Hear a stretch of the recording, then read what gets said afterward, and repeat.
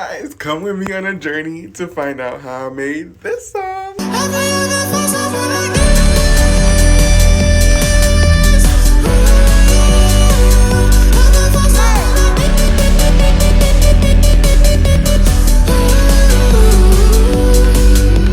So it all started with me one faithful gay night. I was very excited. I don't know what I was doing, but basically to put in like a backstory is that the whole week or like even 2-3 weeks before, I was young and free. Like my whole thing this whole summer, well, last summer 2025, because we're in 2026 now, was that I wanted to be uninhibited, didn't give a damn, living my life, didn't care what people thought. And I was successful. I was partying, I was living, I was like, ooh, I felt true to myself. Just completely no societal pressure upon me, okay? So, because the 2 weeks before that, I was chosen by my college to be in a group to sing the national anthem in front of the graduated students. Very honored, very amazing day. And then after that, I think 2 days later, I went to my friend's house and then like I got drunk as fuck, vomit and everything. I'm smiling, but it was not a smiley day, like especially for my friends. Like I'm still apologizing. It's like, bro, they had to get me an Uber. I was not keeping any food in. It was crazy, but like I had fun prior to that. I shook my ass in the pool. That's very important. And then I believe that's when I went to the studio like 2 days later. Yeah, so like performance, party, drunk as fuck, hungover, and then 2 days later I recover, studio. So this is when the story starts. But before that story starts, it all started again on a dark gay night where I was lit as fuck. And I think it was like still the same energy from like the party from my friend's house that just still was in me. And I just was like, bro, I gotta find some way to put this energy out because I have this energy. It's possessing me and I need it out. So I was like, what best way as an artist to do that? So I look on YouTube. I'm like, beats, energetic beats. I'm like, I'm going through beats. And then this one beat spoke to me. It was like, oh my God, this is like amazing. I must hop on this. And mind you, this is my first song in this genre of like boom, boom, boom vibe. Like I never did a song like this before. Like I rapped, but like, you know. So I chose this song.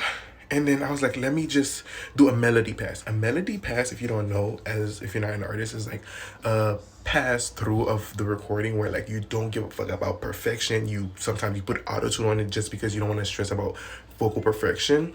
Just to like hear what the melodies coming in your head are and just like not even think about words and storyline, just melody. So I call it a melody pass demo because there was a little tiny words in there. And I'm gonna show you that right now and then I'll continue the story.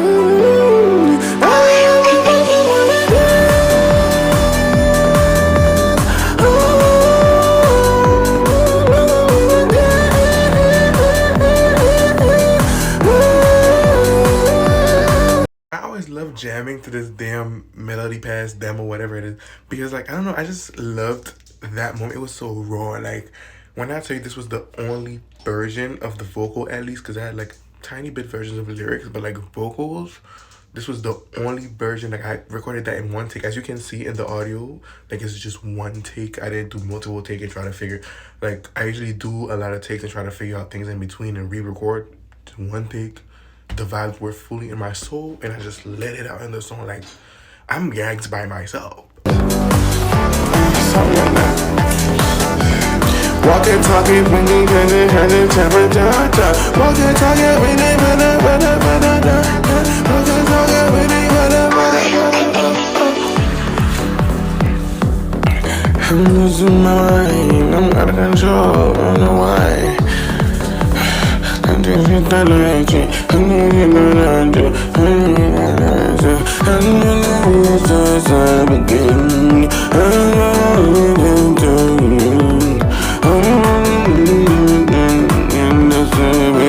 relax. Have you ever found someone like this that make you lose your mind? Have you ever found someone like this that drive you crazy? Have you ever found someone like this that make you lose your mind? Have you ever found someone like this that drive you crazy?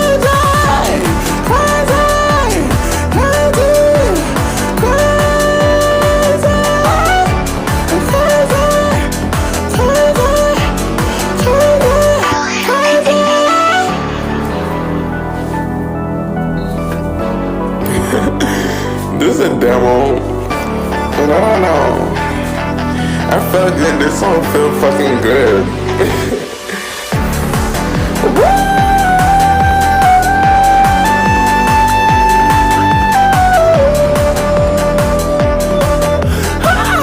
And when you listen to the full song called "Have You Ever" by Faesymphony, you will notice that this is basically this kind of the same as the demo melody pass, because I just truly didn't feel like nothing needed to be changed, because in that summer especially I was like wanted to be uninhibited. I didn't want to be perfectionist. I didn't want to be like, oh my god, what are people gonna think? I just was like, you know what, let me just leave it all as it is, because like it has the most raw vibes, and I just re-recorded that same energy in the studio. Like I just didn't change anything. Like I said, the only thing I probably changed was like some few lyrics, but even then the lyrics came easily to me. I wish I recorded the moment I was writing it, because it was like magical. And also, what I love about my melody passes, where I just mumble and just sing any melody, is like whenever I do like the melody, somehow, even though I'm not saying any words come to me from those melodies. Like when I was like, yeah, yeah, yeah, yeah, yeah, yeah, yeah, yeah, yeah. I kept hearing, have you ever met someone like this that make you feel so nice? Have you ever met someone like this that drove you crazy? I don't know why, but I kept hearing that. So I was like, let me trust my instinct, and wrote that. We're going on to the next chapter of this story. Alright, so picture this. It all started on a sunny and hot gay day, okay? Now, as you can see, every picture of me, my eyes squinting, the sun in my face, like, I don't know what's going on. I have a mini fan. It's dying. I'm sweating. Basically, it's very hot, and I'm in New York, so if you guys were in New York also at that time, it was like around June, summer. I think it was like Tuesday or Wednesday, very, very hot. I'm talking scorching hell, okay? It looks like summer, but it's actually very cold. Welcome to New York. Look at this fuck ass snow. Anyways, I'm headed to the studio at that time, and I'm trying to wipe off all the sweat so I don't be like a puddle in that damn studio. So, okay, so I get to the studio, and like the engineer was very nice. I think he put on like the AC on for a little bit and give me some water. And then he had to turn it down because, you know, it's making noise. We don't want it to bleed into the recording. So that happened. I'm going to put some photos of me in the booth. I didn't have any recording of the actual session. I don't know. I was just so locked in and so hot. I was like not thinking of recording because I was like, okay, let's just get this done. But basically, to put it in perspective, like it was so nice to have a session like that, especially with an engineer like him, because his name is Jean-Luc, by the way. He like helped me through like performing the song as opposed to just recording. He was like, do this in this session, do this in this session, and like we did doubles, which I'm gonna show y'all some text later on after the recording. But it was very amazing experience. So all that, I get in the booth. I did like my first takes and everything like that. And then he was like, okay, this sounds like this. Let's record another version where it's like more vigor, more power. Like it was very much giving like the acting coaching that I've been getting. By the way, I'm an acting student. Well, musical theater to be specific, but yeah, I'm an acting student. So it's like the acting coaching I've been getting. I was actually using it or getting a chance to use it in the booth, which was very beautiful because like there were some that bleed through that you probably didn't hear where I was calmer and then where I was like, have you ever met someone like this? I make you feel nice. But there was, well, like the main one, I'm very excited. And that's the energy that he was like, okay, come through with that energy. There were other notes he was giving me back and forth, and like it was so cool because I could hear him in the headphones, so I didn't have to like go outside to talk to him. Yeah, so like overall, we spent like 3 to 4 hours. I look like a priest, but we we spent 3 to 4 hours, I believe, working on that song, like adding different like effects to make it like more full of depth. Because I believe that recordings are like another way to perform, but like there's another world you can build in that, and we're trying to figure that out like in the little time that we had. So then I went home and he sent me the first mix. And then I listened to it a bunch of time, and then like we agreed to like keep working on it, like mixing it and everything like that. And then we sent notes back and forth in text, Instagram, email. We called. Yo, this was crazy. Like such a long run to like wait for this song to come out. But I'm gonna show y'all some of the text to see like how it really is like when you talk to your engineer, and like the ethic and the work ethic and like the communication it takes to really get the song through how you imagined it in your head. So this was very funny because like my engineer actually clocked me because he was working on like the other mixes, and I just kept referencing this beginning mix, like the first ever mix he did after the studio, and I just referenced it.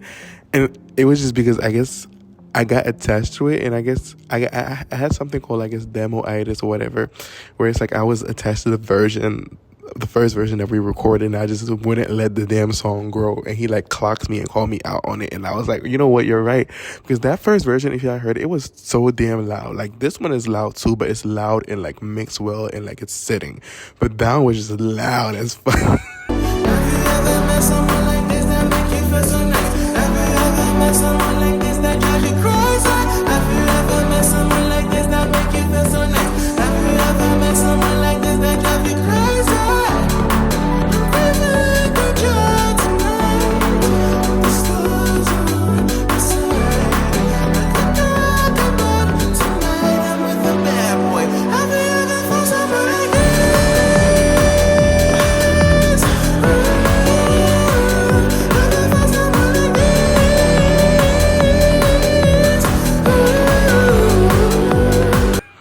And I guess like since I listened to it a lot, like the loudness didn't seem as loud anymore. So when he made the second mix and fixed the volume, I was like, oh, it's too low.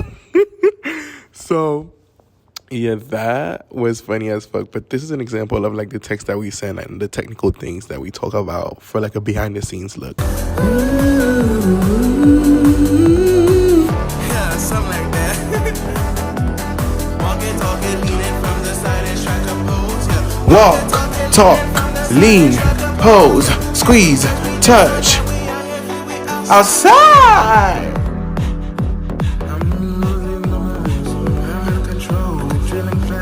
Fabulous. So high. What time is it? Yeah.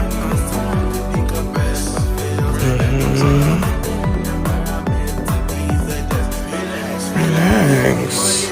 Okay, so after 1,000 texts back and forth for different mixes, we got to this point where after basically the song is done, you send it to the mastering engineer, which will balance out the volume of the mix and everything and the beat and all the instruments so that it's a very equal based song and it doesn't sound like it's out of a box or it's too loud.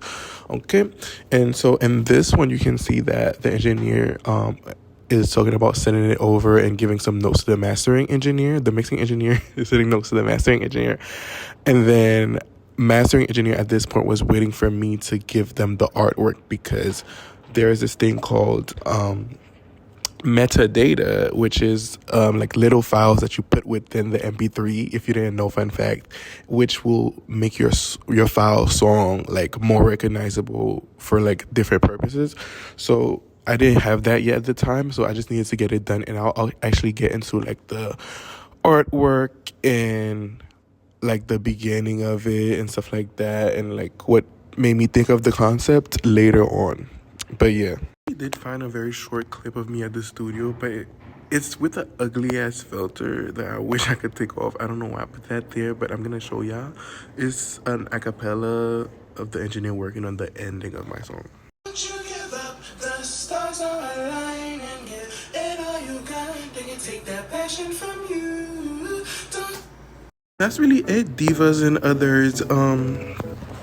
This is the behind the scenes of like the mixing and like recording aspects. There are more coming soon. There is a cover art behind the scenes, and like a storyline of the song behind the scenes. And then basically after that, I recorded that, and then it was like very much long process of going through back and forth, like I said, with the engineer, and just figuring out what's best for the song, and then mastering and stuff like that, and then figuring out the cover art. But then I believe like a day or two or a week after that, I was still young and free. I was still in the spirit of that song. I went out for Pride and I was lit. I was having the time of my life. Best party, changed my life. We got pretty privileged with the gays to go to a party that was paid, and we got in for free. Like summer 2025, I was on my shit. So period. Like that was it. I will see if I insert some clips, because like June was also my birthday, so I actually dressed up as like a deer human being without antennas for some reason. So I'll show y'all 2 clips, and then that's the end of the video. Thank you for watching, and this has been Faesymphony. Love you.